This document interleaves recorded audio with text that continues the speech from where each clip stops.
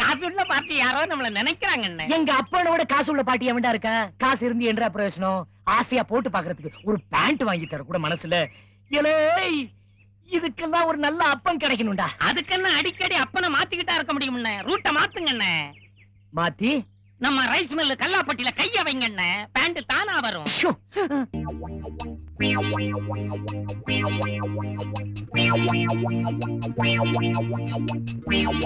தம்பி வணக்கங்க. முகமூடி போட்டுக்கிறதுனால நீங்க தான் முகமூடி கொள்ளக்காரன் நாங்க அப்பவே கண்டுபிடிச்சிட்டோம். அதுவும் நீங்க சில திருடத்தான் வந்திருக்கீங்கன்னு கண்டுபிடிச்சிட்டோம்.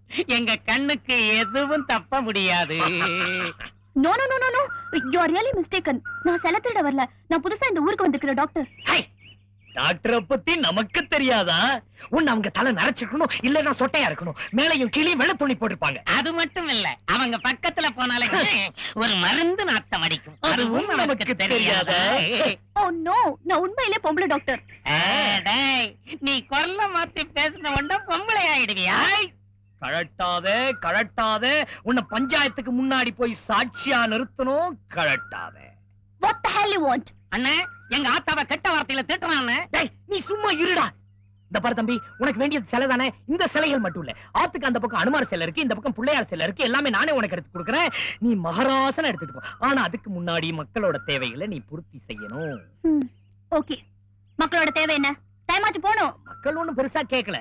ஐ வாண்ட் யூ தி பேண்ட். அதாவது உன் கால் சட்டை எங்க அண்ணனுக்கு வேணுமா?